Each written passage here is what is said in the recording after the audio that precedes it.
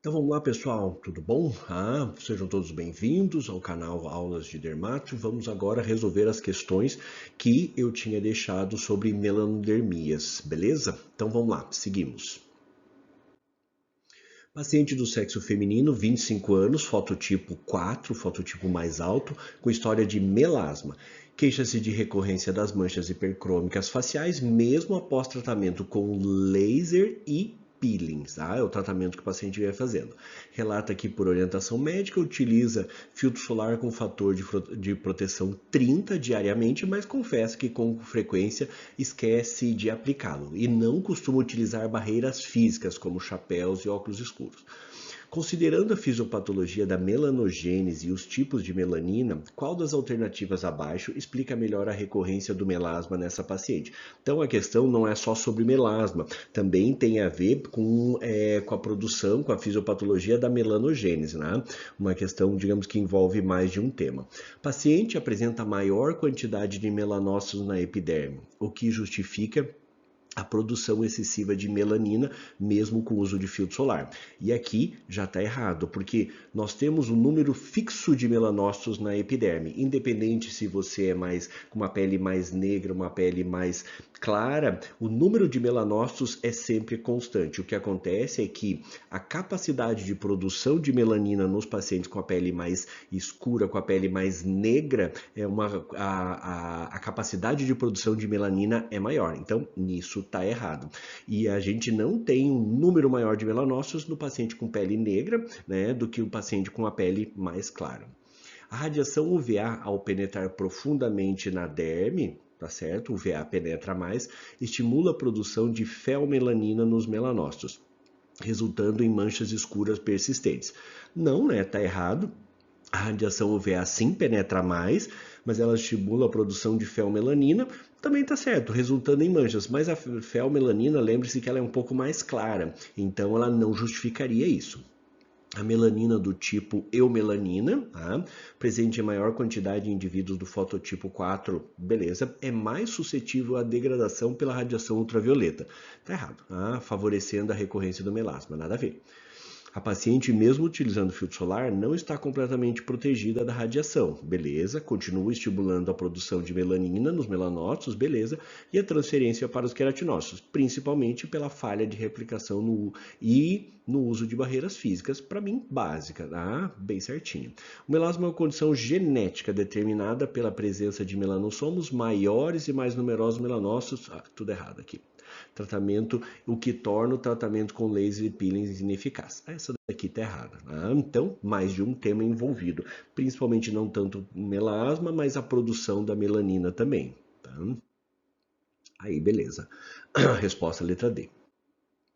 Paciente do sexo feminino, 35 anos, fototipo mais alto ainda, fototipo 5, pele mais negra, com diagnóstico de melasma dérmico. Faz uso de hidroquinona, 4% em creme, prescrita por outro profissional há 6 meses. Um baita tempo usando a hidroquinona, já deve estar com complicação.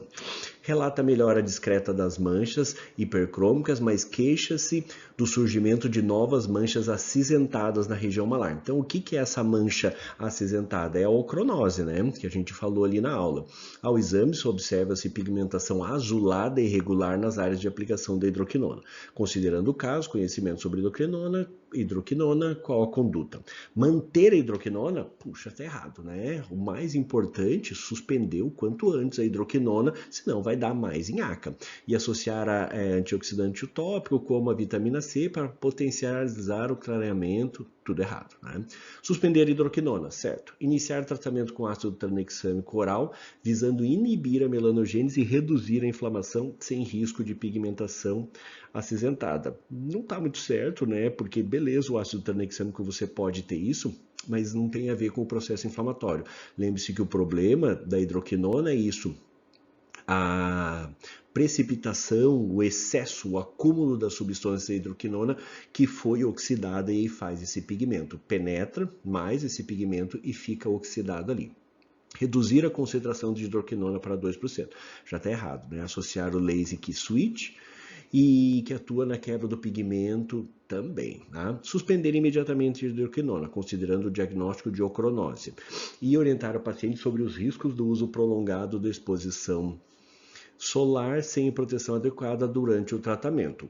Beleza, não deu nenhum caminho, mas tá certo. Substituir a hidroquinona por um peeling químico superficial com ácido glicólico, visando remover as camadas superficiais da pele e promover a renovação. Não é isso, né, pessoal? Tem esse acúmulo, não é isso que acontece. A hidroquinona se acumulou, fica ali e, como eu falei, é muito difícil. Não tem um tratamento específico para essa hidroquinona. Infelizmente, é como se fosse uma tatuagem ali na pele. Então, realmente, é mais certo suspender imediatamente e dizer que deu nhaca, que a paciente fez besteira, né? Então, suspender.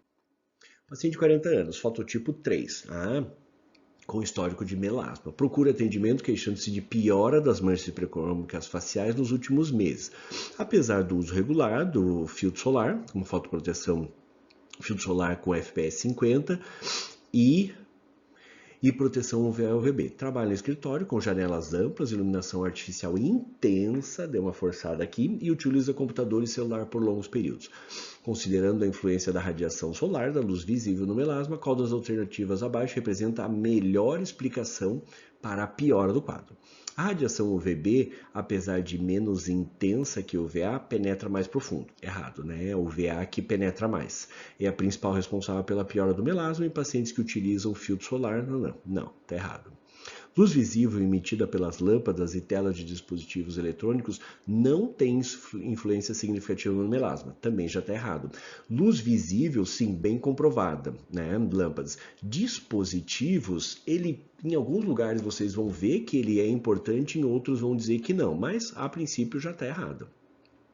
Filtro solar utilizado pela paciente pode estar inadequado, pois o FPS 50 não oferece proteção suficiente contra a radiação UVA, que é o principal fator desencadeante. Não está certo, né? FPS 50 está ótimo já nesse sentido. Piora do melasma pode estar associada à exposição à luz visível, especialmente à luz azul, emitível por lâmpadas, telas de dispositivos eletrônicos, que também pode estimular a produção de melanina e agravar o melasma mesmo com o filtro solar. Beleza, aquilo que eu falei, dispositivos eletrônicos, celular, computador, ainda não é tão comprovado de que ele tem esse risco, mas a gente sabe que a luz visível, essa sim, essa piora as manchas. E outra coisa que é importante na hora que a gente explica para os pacientes, assim, essa luz mancha a pele, mas ela não aumenta o risco de câncer de pele. Então, sim, o filtro solar, essa luz do ambiente que a gente tem, iluminação, ela piora manchas, mas não aumenta risco de câncer, mas sim piora as manchas. Paciente pode estar apresentando uma forma resistente de melasma com predominância de melanina dérmica, que não responde ao uso de filtro solar e requer tratamentos mais invasivos como lasers e peelings. Lembra que eu falei na aula? Não acho tão importante essa classificação dérmica, epidérmica, mas existe, né? A gente tem que saber. Não responde ao uso de filtro, não. Se você usar o filtro direitinho, ele vai funcionar.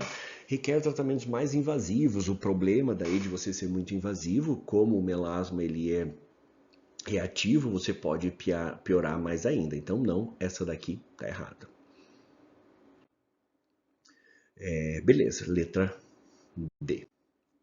Paciente de 17 anos, apresenta manchas acrômicas de bordas bem delimitadas no dorso das mãos ao redor da boca, dorso de mão e periorificial, com início há cerca de 6 meses. O paciente relata que as lesões surgiram após um período de intenso estresse emocional, fator desencadeante, relacionado a exames escolares. Considerando a fisiopatologia, beleza, tem o diagnóstico, vitiligo, qual das alternativas abaixo descreve o mecanismo mais provável envolvido no desenvolvimento das lesões nesse paciente. Deficiência na produção de melanina pelos melanócitos devido a mutações do gene TIR, aqui a gente está falando de albinismo, né? Resultando em acúmulo de intermediários tóxicos, não, está errado. Aumento da apoptose dos queratinócitos, não é uma apoptose, né? No vitiligo a gente tem o ataque, é autoimune, então a gente tem o ataque do sistema imune, né? Dos linfócitos, né? Então aqui também está errado. Resposta imune inata, mediada por neutrófilos e macrófagos, está errado. Fagocitam os melanócitos e causam despigmentação da pele. Não é, pessoal. Então a gente tem o ataque de linfócitos. Reação cruzada entre antígenos virais e proteínas dos melanócitos, ativando linfócitos T citotóxicos que destroem os melanócitos em um mecanismo semelhante ao mimetismo. Então, aqui é difícil, né? Mas isso daqui também, essa reação cruzada entre antígenos virais, faz parte daquelas teorias, eu até não comentei isso, não lembro se eu comentei, faz parte dos mecanismos propostos para a formação do vitiligo. Então, em teoria, tá certo, sim. Um pouquinho mais complexo o entendimento disso, mas é isso mesmo. Não está errada, então consideramos. Disfunção na distribuição dos melanossomos nos queratinócitos, causando acúmulo de melanina em algumas áreas e deficiência em outras. Aqui, completamente errado, né? Então, importante às vezes ter uma ideia, aqui realmente é um pouco mais complexo essa explicação aqui, mas é uma das teorias aquilo, de que a gente não sabe direito, mas poderia ser isso. Algum antígeno viral altera o sistema imune e a partir de um certo momento o sistema imune começa a identificar os melanócitos como não self e começa a atacar isso daí, começa a atacar essas células. Então, resposta D. Todas ficaram letra D, né? Eu nem tinha percebido isso. Uma criança de 5 anos é levada à consulta por seus pais, que relatam preocupação com a pele e os olhos muito claros da criança, além de dificuldade de enxergar e sensibilidade à luz. Aqui a gente está falando de albinismo, né? Ao exame se observa-se cabelos brancos, íris translúcida e nistagno, né? Os pais negam a história familiar de albinismo, considerando as características clínicas e a classificação, qual o tipo mais provável nessa criança e qual a principal preocupação em relação à sua saúde. O albinismo óculo-cutâneo tipo 2, OCA2, que é o mais comum, com risco aumentado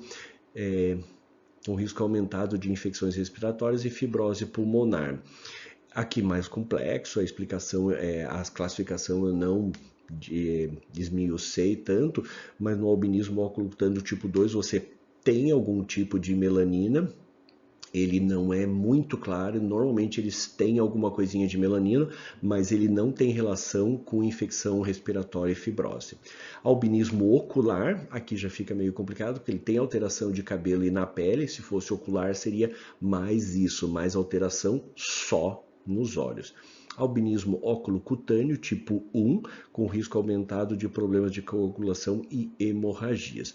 O tipo 1 é aquele em que você é um mais branco mesmo, esse faria sentido, mas ele não tem esse risco de coagulação e hemorragias.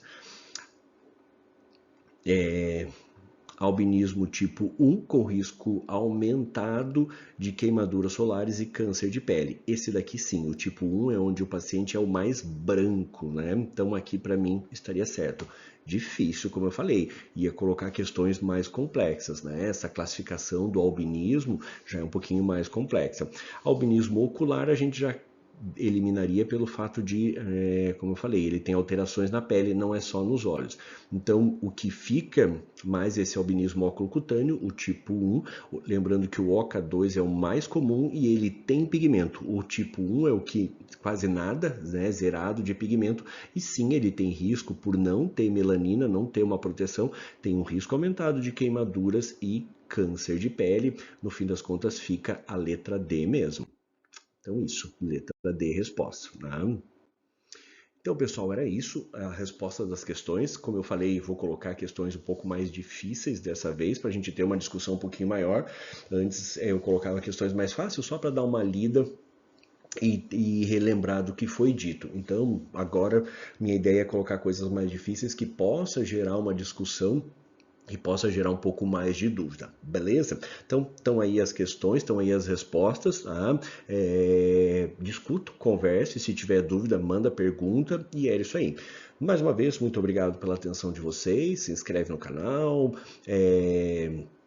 continua acompanhando e ainda não decidiu o que vai ser a próxima aula. Se vocês tiverem alguma ideia, manda aí e eu penso a respeito, a gente discute o que a gente pode fazer, tá bom? Tchau, tchau para vocês, grande abraço.